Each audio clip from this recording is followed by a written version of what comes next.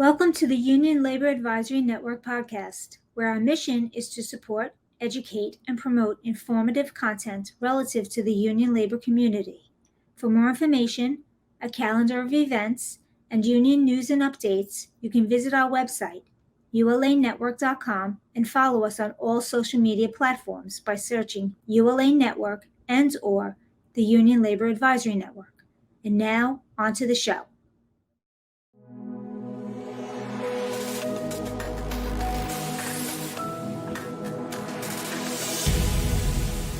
Hello and welcome. My name is Mike Fina. I'm with the ULA Network. I'm here today with Jesse from Learnings and Missteps, and here with Kasia Sznel from Ironworkers Local 40. Welcome, Kasia. Jesse, thank you very much for having us. Yeah, Mike, thank you, my man. You and I connected a while back.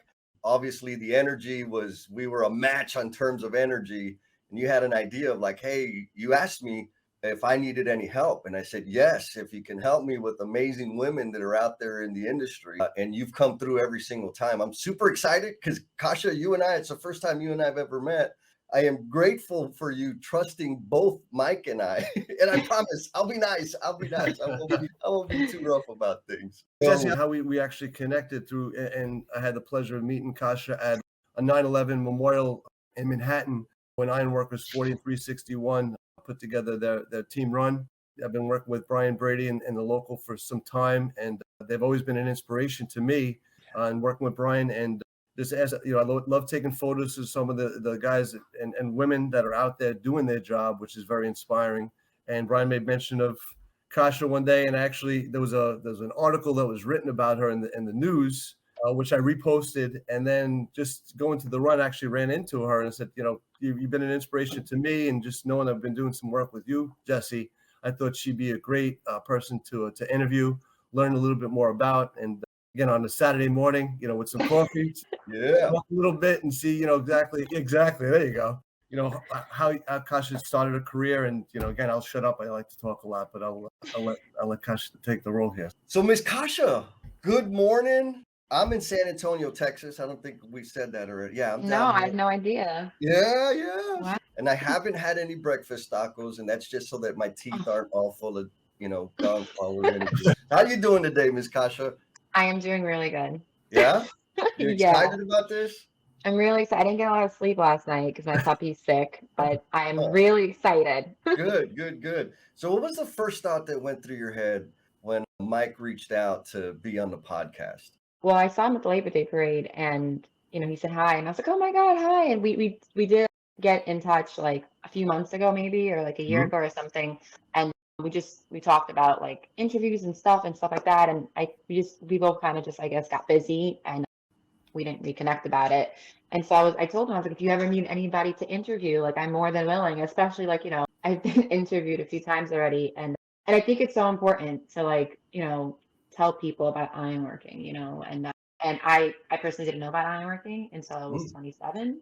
I think I'd heard about it little, but I was like, oh, I'm a girl, I can't ironwork, you know. And my friend, he's an ironworker, he kept telling me, just take the test. And I was like, no, you know. And then that was when I was like 24.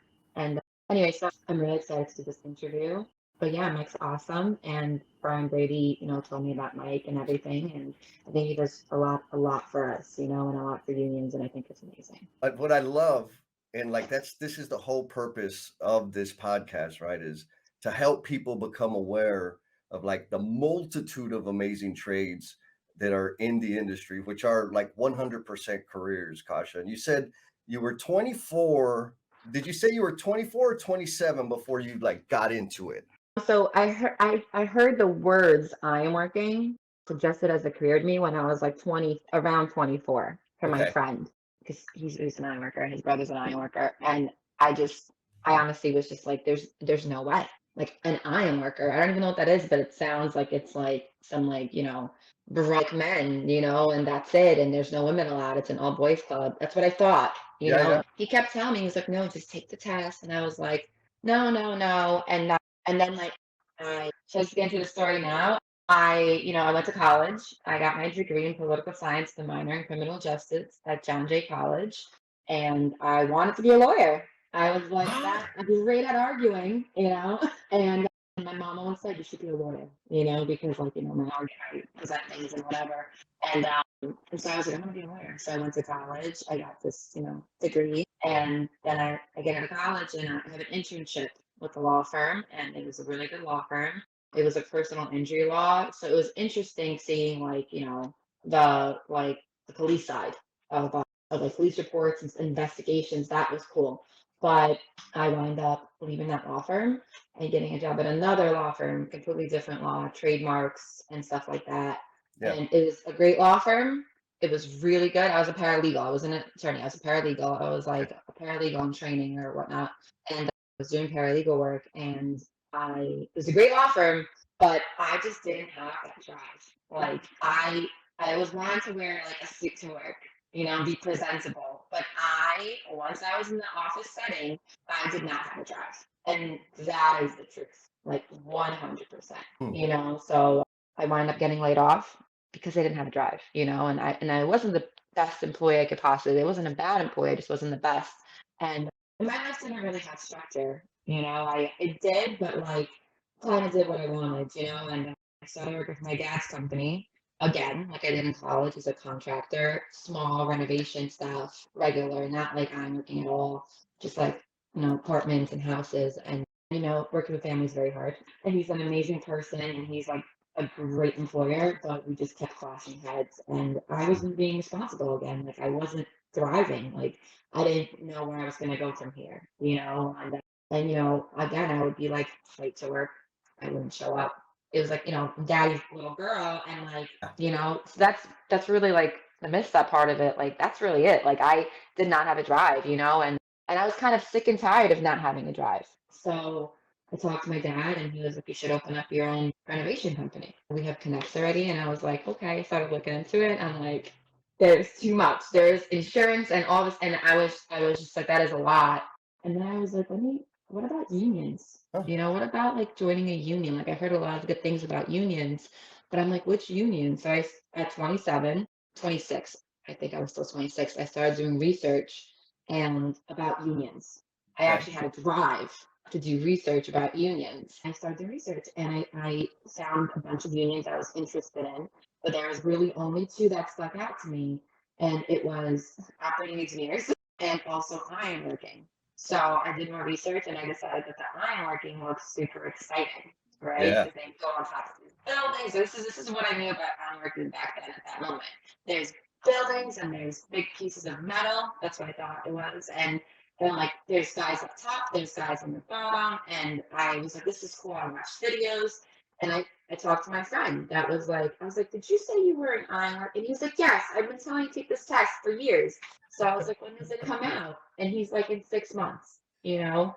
And so I turned 27 and I took the test and I waited. And I just, honestly, I didn't know. I didn't know what was going to happen. So I just waited. And then I forgot which month it was, but maybe May or something, or Yeah. maybe later on, 2018, they emailed me saying, hey, you passed your written test. Come on in for a physical in August. And I was like, okay, you know? Okay. Yeah. So now I'm driven again because now it's something about this career that is just making me really excited. So, you know, I was looking up and talking to my friend what you do for a test, and I started to climb a column. So a column is like a tall metal, Yeah. tall steel, tall steel, well, it's like a structure, whatever. And so you have to climb it in a certain amount of seconds. So Okay. I was like, uh-oh, can I do that? So I know that train stations, even though it's illegal, you can't do it, so don't do it if you're thinking about it. But I started climbing columns and train stations, and I would just go with my friend, and he'd be my lookout, and I would just climb up. And it's only like a few feet; it's not tall columns, but and I would come right back down, and I would climb again, and I would do that for like 5 minutes until like somebody walked by and would run away. And so I was practicing climbing columns before this test. And then my other friend brought me to this column in Sunset Park area, kind of, that's like outside and exposed. And Yeah. I climbed that column a little bit, and he was like, I think you got this. And I was like, okay. So I took the test and the physical. That was when I was 27. I'm 31 now. So I took this physical in 2018, and the first thing you have to do is climb the column. And I got up the column in 27 seconds, which is, I don't remember what passing is. Nice. 5 or 45, I don't remember, but I got in like 27 or 20, I don't honestly remember. And then I was like, okay, And then they're like, all right, next part. And I was like, oh, okay. So then I go to the next part and it's like, you have to climb a ladder. And I remember I was super excited. So like, and I was like, I can climb ladders. So I climbed the ladder and I slipped a little bit. And I was like, oh my God. Because like my ego got in the way. And I was like, oh, I got this. You know, I just climbed this metal thing. So then you go up and then, you have to pull up a bucket of bolts. I think it's about 50 pounds. So you can't drop any bolts, drop it back down. And I realized that during that physical, the hardest thing people were struggling with was the column climb. And it wasn't just people that were small. People that were small were actually pretty good at it. It was people that were extremely muscular because it was hard for them to like reach over. Flexibility, yeah. Yeah, and I was just talking to somebody actually yesterday about this. He wants to become an ironworker, and he couldn't the top. We're talking. I was like, I'm gonna do this with your arm, and he did, and he couldn't. I'm like, with your leg, and it's about flexibility, and sometimes the muscles, and I guess, get in the way. Yeah. But some guys are fine that are muscular. So I got up the column, ladder, everything, and then the hardest part of that test was the chain fall pull. I have never used a chain fall. So I didn't understand. I didn't understand. So for anyone who doesn't know what a chainsaw is, the best way for someone to describe it to you without that you've seen it is like, when you are walking on the street and you're by a store and they have the gate that goes down and there's like the chain that they pull.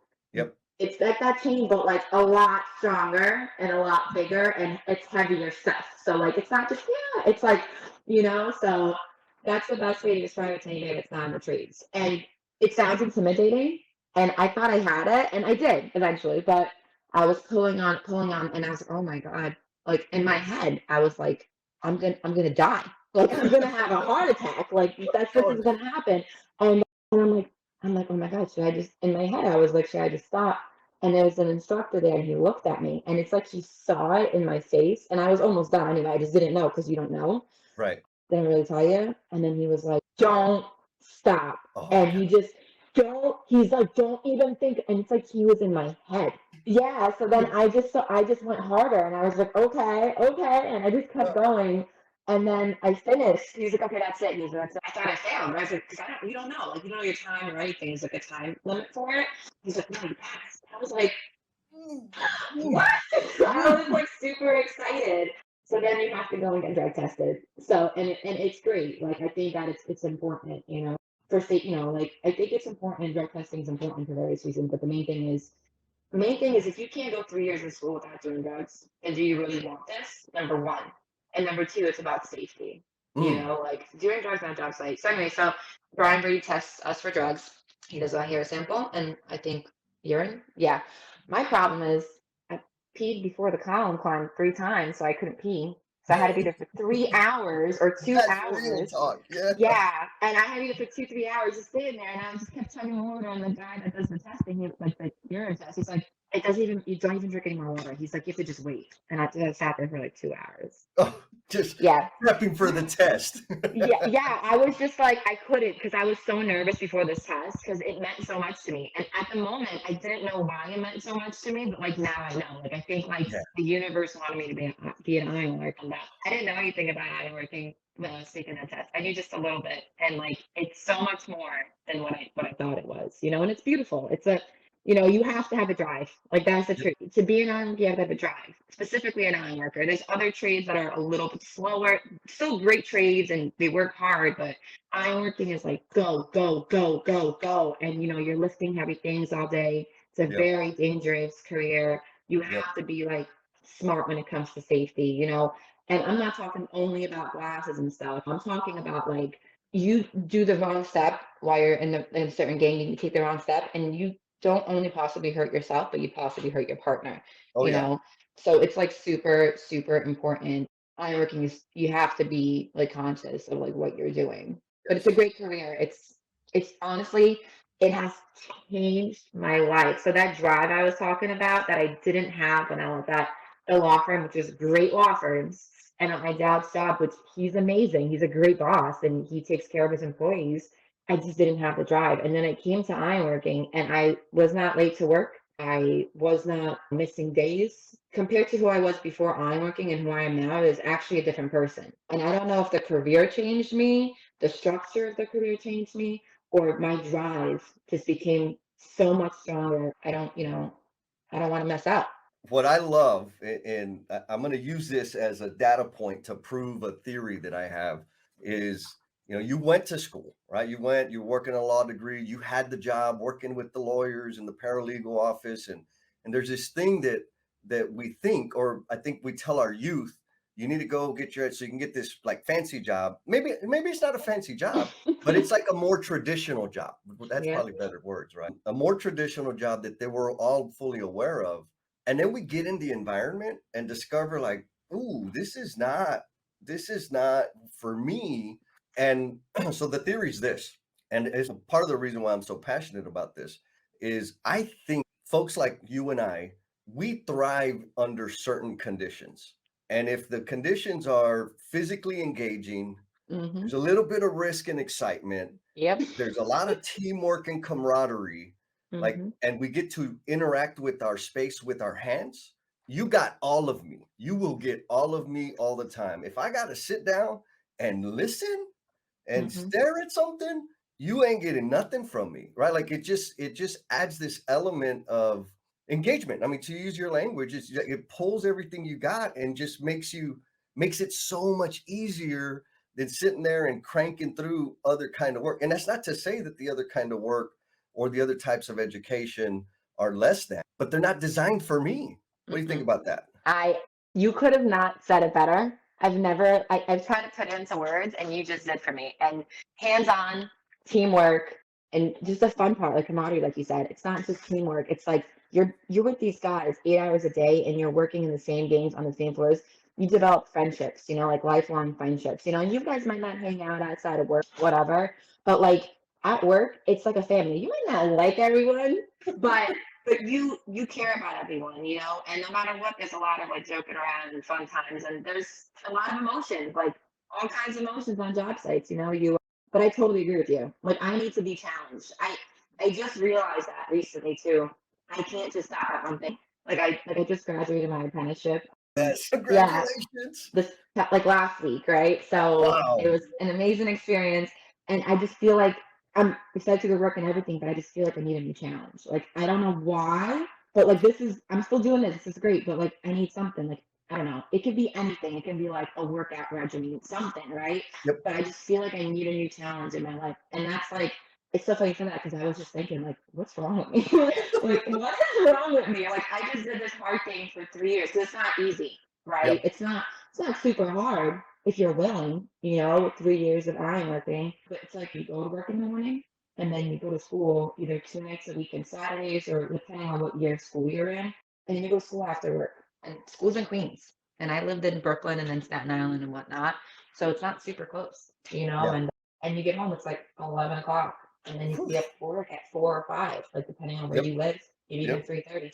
So, and just in general, like the job, again, ironworking is not a career for people that aren't like don't want to like just go, Yeah, you right? can't Like, just go through the motions. no, You you got to need be to be committed. like, yeah, you need to be that person, that apprentice that comes on the job site and is like, okay, what do I do? What do you want me to do? You're Yeah. fire watching? Okay, when you're fire watching and you see a foreman walk by, first of all, don't be on your phone, right? You watch for fires, and then you say, is there anything I can do in the meantime? Can I learn something? Can I do something? And you know Yes. what they gave me? They gave me a rope and said, learn how to tie knots. So I would watch. Yeah. So they would teach me a knot, like a knot a week, and I would learn how to tie it. And I would be fire watching, because you can't really do much else. And when I first started, I was doing push-ups like a crazy person. I don't know why. I'm just like, all right. But yeah, and it's like you have to be that apprentice when you first start that's going, and wants to learn, learn, learn. If you come on the job site and you got like, you're in for 6 months, you're an apprentice, and you think you got it all, you don't have anything, and we're continuously learning. Yes. If somebody says, if somebody's any trade and they're like, I know everything, it's impossible. There's new things coming out. There's things that maybe you don't know how to do a certain way. So, but anyway, it's really a career for people that have a thrive, that want to thrive, that don't stop.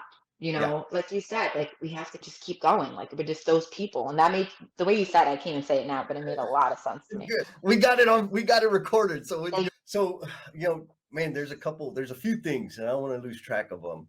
The one that's really sticking out to me is this drive or this appetite that you have, or that you've discovered, right? Because it Mhm. sounds, correct me if I'm wrong, but it sounds like when you were going to school and you got that first job as a paralegal, that it was kind of like you're just kind of wandering, meandering through life. Mhm. And then, bam, you did this apprenticeship, you were practicing climbing columns, which I think is amazing. You're working out, like you're totally, like you're lit up. And now you just completed your apprenticeship. Congratulations, by the way. That's Yeah. phenomenal. And you're kind of like, what's next? What am I going to do next? And so, with all of that, one thing that I've seen a lot in our fellow trade workers out there is by doing the work, you kind of develop this weird sorcery of knowing how to figure things out. Like Mhm. whatever it is, give me some material, give me some tools, and I'm gonna make something happen. The ULA Network would like to thank our sponsor, Color, for their support in helping to educate and promote union labor and our communities. And I think that skill is transferable in so many areas of our life, right? Because think about all the craft workers that you know that have started a business of their own or have a little bit of a side hustle going on, or they're started some new nonprofit to help benefit people in their community. And so with that, like what is this next thing, whatever it is, I know you probably don't have the name of it or know what it is, Mm-mm. but what's that other kind of weird little idea that you've had in the back of your head and you say, I don't think that's very realistic. You got anything like that going on? Well, like there's a few things that so like, when I first you know what? I need a second. I need a second because it's I always so you mentioned communities, right? And like Yep. this is something I'm probably not gonna do because we've tried the office work and Yep. it's not I just I know about like some law stuff, but again, I wasn't a lawyer. I was training to be paralegal. I was like an assistant paralegal, but basically a paralegal. But I always had a thing for politics, right? Ah, So I always was like, maybe I should somehow get involved in my community. And they were talking about that actually at our last union meeting. So one of I don't want to lie to you because I don't know what the guy's name is or what really he's doing, but he's I think on the community board. I don't know for sure in the Bronx where he lives, and they talked about it at the union meeting, and he's an iron worker. So you were talking about it, and I was like, wait, iron workers, we can still do that? Like we can be like involved. So like that definitely brought something back in my head because I was always like interested in politics okay. and like volunteer work, by the way, I think is super important, like for everybody. Like I don't care which thing you volunteer with, but like I volunteer at animal rescues specifically too. One most recently, and I was going to school and I was volunteering and I was barely sleeping, but it made me feel whole, you know, and Yes. it made me Yes. feel whole. It made me feel like right inside. So that's also a big thing for me. So I do volunteering. The last few weeks I haven't been able to because it's just been insane with like everything in life. But it's just now I'm like I want to. Like now it's like find some free time just so that you can go and like clean up animal poop. Like it's weird, but I love it. And Yep. like you're saving animals and you're helping. So that's my thing, right? But I Yes. think that that's super important too. And I think it kind of all goes together sort of with like definitely with community, but like sort of with politics. Hmm. So I don't know if I can somehow intertwine that one day, but that's definitely something my dream in life. I will tell you what it is Tell if me. you want to know. Okay. I want to open up an animal rescue, but when I retire, I want to have an animal rescue. I don't know if it's going to happen, but that is something that I want. Like that is something that I've always wanted. I want all kinds of animals. If I win the lottery, the first thing I'm not doing is buying a house and a fancy boat. That'll Yep. come second. The first thing I'm doing is buying a farm and having an animal rescue. And I know the exact people I would hire to like help me run it. So that's like if anybody wants to donate like $10 million to me to open up an animal rescue, I am very willing to do that. I'll tell you what, girl, like as you're saying that, it's gonna happen. I mean, you've got the energy, the drive, a commanding presence. You're gonna make it happen. And I'll say this, you're gonna make it happen way before than you think you can. I hope so. Yeah, Stick to it's just hope. like climbing that beam, climbing that Yeah. column. Just don't let go, right? Keep going, don't let go. Or like that instructor said, don't stop. You just Yeah. got to keep going and it's gonna happen. Oh my God, I'm so Let me excited. tell you, that guy, I can't even tell you which guy it was, and I don't really see him around, but I can tell you the exact facial expression and the energy that he gave me that day. They say Stacey, people might not remember what you said, but they remember like how it made them feel. Yep. And that made me feel, and I remember what you said, but it made me feel like it gave me hope, and I hear those words in the back of my head every time because, like I said, ironworking is not easy. There's days you're working crazy. When I first got in, I was working a lot of overtime. So I Yeah. went from like being like a lazy butt basically at my, my dad's office, my dad's job, trying, but just like, no, he's amazing. It's me. Like I'm the problem. Yes. Do whatever I wanted, like to like overtime. That's how I started the business with overtime. I thought I wasn't gonna make it. I was like, I have no life. I barely sleep. Like I have no social life. And I was like, I can't stop after like 3 months. I was like, oh my God, can I just like I really was like, because it can become like emotionally draining and like mentally, like sleeping, not sleeping and stuff. Not that I wasn't sleeping, but so like, thank God for like my union brothers because I was like, oh my God. And they just saw it in my face and they were just like, don't give up. Trust me, the overtime stops. And then it comes back and then it stops. And I'm like, okay. And then the overtime stopped. We got in a new job and it was a brand new job. So we were getting like already about twice a week. So I went from making like a nice amount of money to making like, a big difference. Big difference. Yeah, still good, but a big difference. But honestly, like, I just want to say this again. Ironworking has changed my life, like 100%. And if someone listens to this and they don't know what ironworking is, that is all right. Go Google it. Go look at videos. There's a lot of videos online. And don't look at the part that it's like all like the gung ho stuff. There's other stuff behind the scenes that's like also like not as gung ho, but it's also like amazing with the detail work and everything. And not everything is raising game. Raising game is awesome. I've been like built a smaller company and I've been like in my whole apprenticeship, but I've been in that raising game, and it's my favorite game to be in. But there's other games too, that aren't always as highlighted when it comes to ironworking, that are amazing. Like you said before, there is teamwork, but if you're in bolt up game, sometimes you don't have partners, sometimes it's just you, but it's beautiful because you get to bolt up and you get to like meditate all day while you're bolting up, and it's just like, yeah, it's like super chill, but like it's not chill. You still gotta like get your bolts in and like move, but you get to like kind of like relax and be in your head and not like have to hear other people and stuff. And so it's a very diverse kind. It's very different, like the different games you're in within ironworking, structural ironing or ironworking. That's what I do. One of the things, and I didn't know it at the time, but now I know, a few years into doing it. I started as a plumber apprentice with the apprenticeship. And you're never at the same place for more than, let's say 10, 12 months, depending on the size of the project, right? Right. And so always meeting new people, always, a year, maybe 6 months, 4 months, whatever, I'm gonna be going to a different place. And every day I come to work, my work area looks totally different. Like it transforms on the hour. And I think it's that change of pace, that change of scenery, change of everything, again, help me stay engaged because going to the same, I mean, there was, I was I'm not really a plumber. I'm too pretty to be a real plumber, but I love it.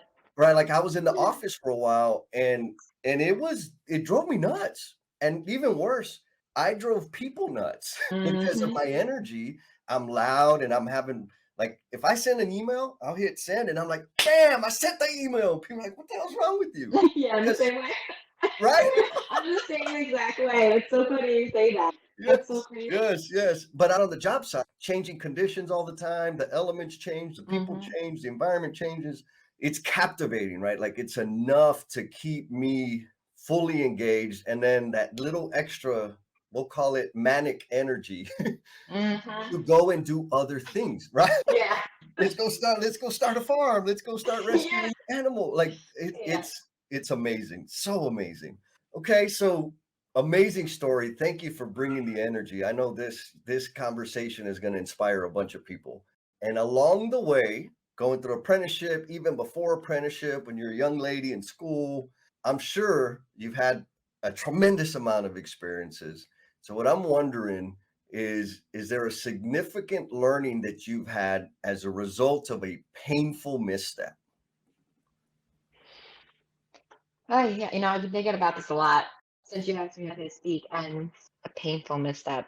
I wouldn't say there was anything painful specifically. Like I would say there's anything painful when it comes to career wise. Yep. So you know what?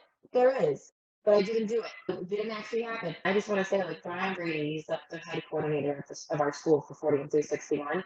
He's a really amazing human being. Like, the education that he gives us completely shapes us for our career, you know, and the way he does it, I believe it makes us more responsible and more able to show up and more able to volunteer time, you know, because I think that's a big part of it too.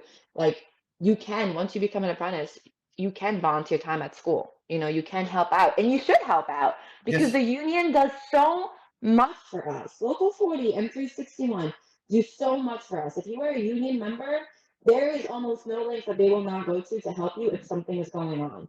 You know, and from personal experience, I've had stuff going on and they were there for me, you know, and it is like a family. Like, I might not know everybody in Local 40's office personally. You know, I've met them, Right, I know their right. names, but like, it's a big family.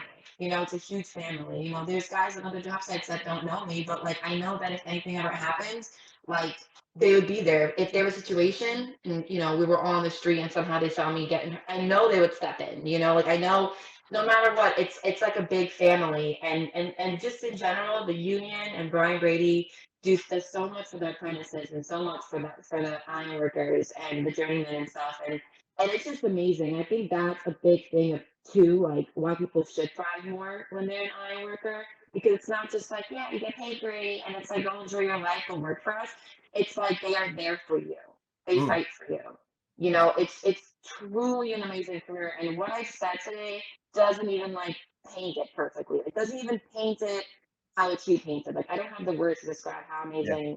how amazing our union is, Local 40 and 361 is. Like, the friendships that I have built is, I know are gonna be lifelong friendships with other female iron workers, with male iron workers, like, amazing friendships that I can talk to them about anything and I can learn about iron working too, Wow. you know? Yeah. Sounds like a super nurturing community, right? And I mean, that's what it is Yeah. we can grow and thrive independently, but when we're surrounded by amazing people that are going to breathe life into us, like there are no limits, right? It's endless possibility. Exactly. And then with like the intensity that you have within you, like you need that, right? We need that because we can affect change. I think we're always like, we can change the world one world at a time. And if I can interact with somebody authentically with all the intensity I have, the better off we're going to be together going. Now, you mentioned like the misstep sounds like more than you're like the Matrix, like Neo in the Matrix, right? Like dodging all these bullets. So I'm wondering, like, that's pretty damn courageous to say, no, I'm not going to move. And yes, I'm going to leave this career and start this whole other thing that's super non-traditional. Where do you think the courage to make those types of decisions came from? My mom and my dad. Yeah? Yeah, so listen, they're great people to divorce, but we actually came to America when I was 4 years old. So I wasn't born here. And Okay. so you know, like, I remember in school people were like, you can be whatever you want to be. And I was like, I can't be president. I wasn't born here, you know? But like, you know, my mom and my dad, like, my mom came here, they didn't speak any English. They had two young children. My mom worked two jobs and went to college to try to like get like a GED or whatever to learn. I mean, she went to high school in Poland. And my dad was working two jobs sometimes he worked one job. And a lot of things happened in like the first like 7 years, you know. And there was times we didn't have food, you know, Yeah. and it's not on them. They tried. It's just when you're an immigrant and you come here, I don't know because I was a kid, so for me it was like, hey, you know, yeah, I was like, yeah, cool, you know. But like, you know, for them, I just can't imagine how hard it was for them. And like, you know, they pushed past. You know, right now they both have like pretty amazing lives. You know, like they came here with $100, like actually, like with two children. You know, and there was times we had to go to the grocery store, be rich, and Brooklyn, be rich, and borrow food. And you know what? The guy gave it to us because we lived in a neighborhood that you know was mostly Right. immigrants. And he was a great guy, and I think we still owe him a little bit of money. No, I'm joking. But he was an amazing guy, this guy in the grocery store, and my parents tried really hard, and they fed us. Like we were fed. We didn't Yes. get the Nike sneakers. We didn't get any of that stuff. But you know what? They fed us. They clothed us. They brought us to school, and they kept hustling, man. They kept busting their butts off just to like provide for their family. And they eventually got divorced, which is fine, but they went their separate ways. And my dad kind of like opened up his own like small renovation company, and it's doing great for him, you know. And Yeah. my mom like went from different, like, it was all medical field, but she like gradually got higher and higher, and now she's a respiratory therapist. And yeah, and she honestly, she still hustles, you know, she like works 6 days a week because she doesn't have to. She takes 13-hour days, 12-hour days at work, and then she comes home and she like takes care of the puppies that are here and helps me take care of them. And then she asks me if I'm okay, you know, how's life going, you know, and she's just, they're my inspiration. Listen, like we're different people. Actually, like I thought I was adopted for a while, which I wasn't. But I did a DNA test because I never really fit into my family like that. But you know what? The one thing that we have for each other is love, and also the fact that like everybody is a go-getter. My brother, my mom, my dad, all go-getters. They don't want anything handed to them. We don't understand things being handed to us. Like, I mean, you know, I personally don't understand even now. And I think it's also like slightly a sickness because somebody's like, I don't even know what to say, but like somebody's like, oh, I'll pay for the coffee. I'm like, no, you can't. Right? And it's like a coffee. I always like to pay for their coffee too, but they can't pay for mine because it's like this weird ingrained thing in my brain. I don't know why, but it's almost like you can't, nothing can be handed to you. And don't get me wrong, there's on the lottery today, I'll take that money. I'll take that handing, you know. But like, you know, and like if I find $20 on the floor, I'll pick it up. But maybe I'll give it to somebody else that needs it if I see them, you know. Yes. So it's that's where I get it from. If I even have it, but that's where I get it from because That's they amazing. work hard, man. They work really hard. Like I've seen it as a child, and it was inspiring. Fantastic. It's amazing. You're gonna be like a celebrity. You watch. No, You're gonna be out there. Yeah, man, you got it going on, sister. Okay, so we're gonna round third base, sliding into home. I don't know if you're into baseball, but I'm a kind of baseball. Maybe can. there we go. Didn't somebody just break a record? I don't know. I haven't been watching. I haven't no time. I've been so busy. Oh, that's right. You've been too busy working. Focused. I got it. And also, like, you know, with the graduation and everything, getting ready for it. And we got a new puppy like 2 months ago, and he's crazy right now, and he's sick right now. So it's been like intense. You got a lot going on, but you need it, right? You need that. Yeah. You need that activity, so it keeps you going.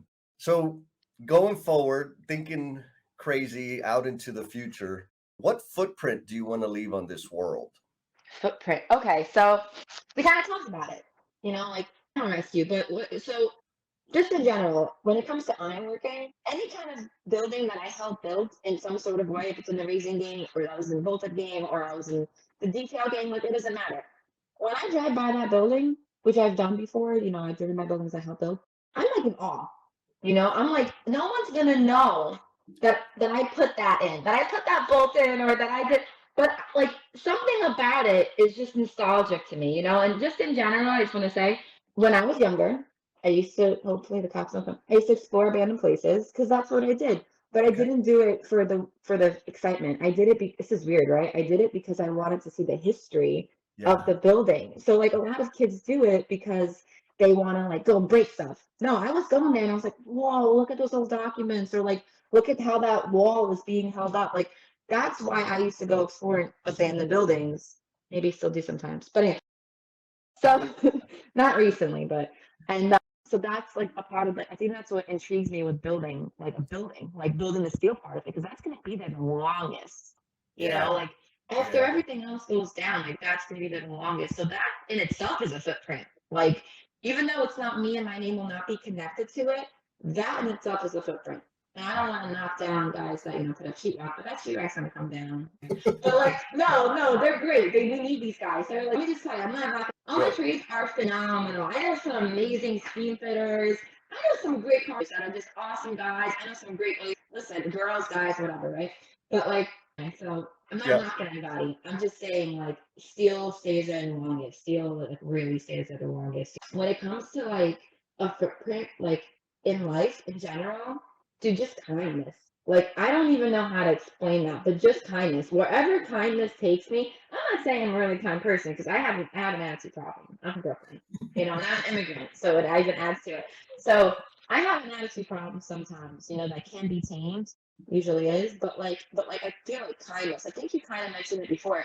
Like when you act a certain way with a person, maybe not exactly this, but I got from it earlier. When you engage somebody in a certain way, if you engage them angrily, or you cut them off, they're going to be pissed off. They're going to go out there and put that into the universe. That's going to keep spreading. And if you spread kindness and you just holding doors for somebody and not expecting a thank you, just even doing it without looking, or just telling somebody, I hope you have a really great day today. Like just little or big kind acts, whatever they are, right? Changes the world. And that's what you were saying earlier. It spreads. So if you spread anger, if you spread resentment, if you spread fear, you're going to spread it. And if you spread love and kindness and faith, and that doesn't mean religious, just like faith and like that things will work out, that is what is going to be spread, and it's depending on which way you want the universe around you to go. And I really believe that, do I follow it 100%? No. Sometimes I have bad days, That's it. but I think it's super important to spread kindness. And that is a footprint that everybody should strive to leave in the world. Like, that's my opinion. Oh my God, mic drop. Oh yeah, an animal shelter. I want to get an animal rescue. That's it. So $10 million. If anyone has it, wants to donate it, I would like to start an animal rescue. I love it. We're gonna work on that. L&M family, y'all heard it. You got a spare 10 million laying around. Hook us up. We'll make sure Kasia gets it so we can start that animal shelter. So this animal shelter, will it be up in New York, or does it matter what part of the world? You know what? I think it's important to, because let's just say it happens next year. Yep. I think it's important to have it not directly in the city because it's too much money. And honestly, I don't want to be in the city. It's too crowded for me. Like, I grew up in Brooklyn and it's too crowded now. But I think somewhere near, Okay. somewhere near the city. So upstate or Jersey, it honestly, for me, it doesn't even matter as long as the animals have a safe place to be. Yeah. It doesn't matter. I can have a tiny, I would like a bathroom and a nice bedroom and living room for the house. And the rest of it can be just for the animals. I really don't care. I really don't. Maybe eventually I'll put a little pool in and gate it up so they can't jump over it because I don't, want any of them drowning, but yeah, so that's really it. And the rescue I volunteer for, I don't know if I'll have to say their name, so I won't say their name, but they're an amazing rescue. They deal with huskies. That's all I'm going to say. And they're in Jersey. So put it together. Okay. They're amazing. And they save a lot of huskies. And, my husky passed away, she had cancer 2 years ago. And she was like, I can't show. She was like my heart, right? She was my heart. And she was like the person I was working extra hard for too. And I wanted to get her a house. I know it's crazy, but that was my child. So when she passed away, my whole life changed. And I kind of was very depressed, and depressed, but I was very upset and I wasn't myself. And what saved me was volunteering, man. Wow. Yeah, 100%. Service to others is liberating. It's 100% liberating from all the pain and all the misery. You go do something to help other people smile, and it'll change your whole perspective. Yeah. Well, I'm going to ask a favor of you, Miss Kasia. What is it? I don't have $10 million, but Yeah, no. I'm going to ask that you continue to paint the picture of your animal rescue. Continue to get very detailed about what it's going to look like, what it's going to feel like, what the colors are, what the size is, how many people are going to be coming, and just keep adding detail to that. Would you do me that favor? Yeah, I can do that. I never thought of that actually, to just paint it and see what happens from it. In my head, because it makes it real, You got it. You got it, sister. Did you have a good time? No, it was actually a lot of fun, and honestly, it wasn't stressful at all. And I was able to be myself, so it was a great time. I love it. I'm gonna bring up Mr. Mike. Oh wait, I gotta bring him up back here. Boom. Wait, is he waving? I know so much about you now. I know, I forgot you were there. And animals, and I gotta find $10 million for you. We gotta get that. I don't know how much it is, but I was just thinking was a safe, a very safe number. Yeah. Probably could do it with $2 million. We could do some stuff with $10 million. Oh man, we can do all kinds with $10 million. Oh man, this has been amazing. Mike, thank you, my man. Oh no, fantastic. It was great. Gosh, you got a lot to say. I love it, and love to learn more about you. And again, you do inspire so many other people. Learn more about the ironworkers and just the trade in general. It gets me inspired because you're moving America, you're building America, and the camaraderie and teamwork is some things that I just love and just being a part of. Like I said, as a one step removed from the brotherhood, I'm a vendor supporting. But I just love to play a bigger role and figure out how we could support you guys and your continued growth. So I love it and continue to watch you. And we'll get some photos and we'll start to network a little bit more, but all good stuff. So thank you. And thank you, Jesse, too, for putting everything together. Thanks for tuning into this episode of the Union Labor Advisory Network. To stay in the loop, we ask that you please visit our website, ulanetwork.com, and sign up for our newsletter, where we're sending updates relative to the union labor community directly to your inbox. Thank you for supporting labor, and we'll see you next time.